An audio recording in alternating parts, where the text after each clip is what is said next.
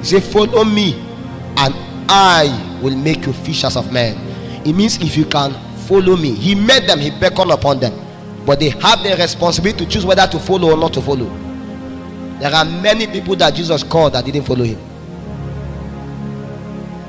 Many didn't follow to the end. Some follow when they reach a point, they stopped. Peter said, I will follow you to the end, even to the cross. But he came to a point, just because I call, you follow, doesn't mean you reach the end. But apart from the call, we saw another protocol. That is the justified. Because whosoever God has predestined, there was a predestination.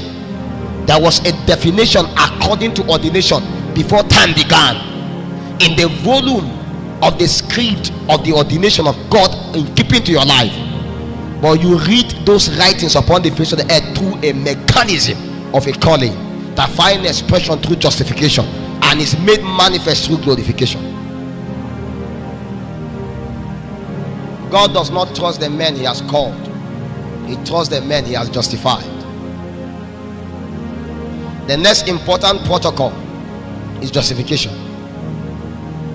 Because whosoever God has predestined doesn't mean anything.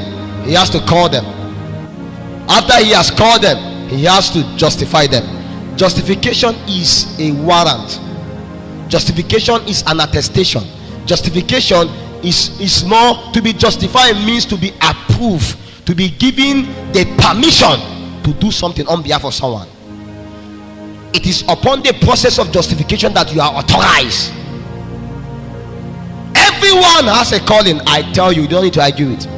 Don't fight them for it. But not everybody is justified.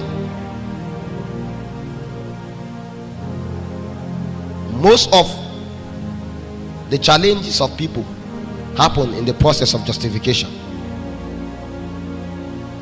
Justification is to provide an acceptance for that which you have been called for, to be given a warrant, an attestation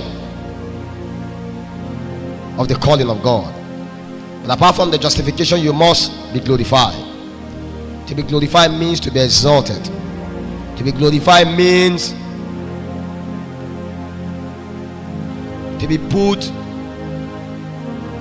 in a state of manifestation. Whether you like it or not, God has called many, he has justified many, but he has not glorified many. A time came in the life of Jesus, he has to ask, glorify me now, because it looks as though the process of justification is taking so long. I get what I'm saying. Many of you are in the state of justification. You have passed call, you are in justification,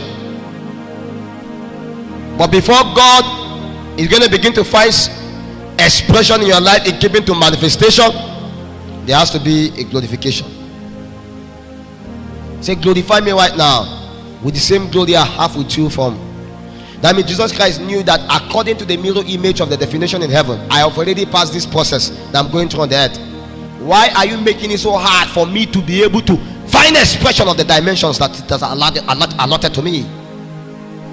I realized that Jesus Christ left heaven and came to the earth, and he was stripped of everything he has ever had.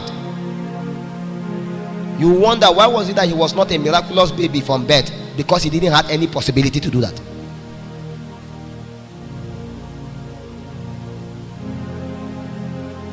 He had to labor as a man on the earth, aligned with the operations in heaven, to be able to still lay hold of every possibility that lies according to the definition of God in eternity. And that is the reason why he has laid a pattern for us to be able to follow.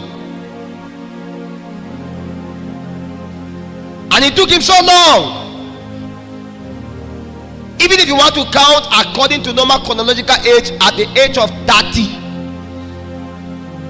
that was when a man is beginning to find expression, begin to gain some profit in keeping to ministry. And the profit came with a lot of persecution. I thought after the glorification we begin to have enjoyment. No, it came with so much persecution.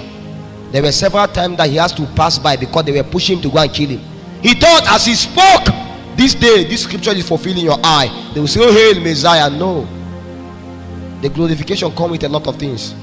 But one thing I'm sure of, when the Lord glorifies a man, the Lord backs the man. There is an energy that upholds a man that mortal men cannot understand. The glorification is the supply of the agency of the immortal upon a man's life, and speed is granted. The Lord told me many years ago, he said, Philip, Cephas, the day I can trust you, that day I will lift you. I realized that it takes the process of justification for God to trust a man. Because one of the great challenges God is going to be having with us is just that he cannot trust us. In the book of Jeremiah 1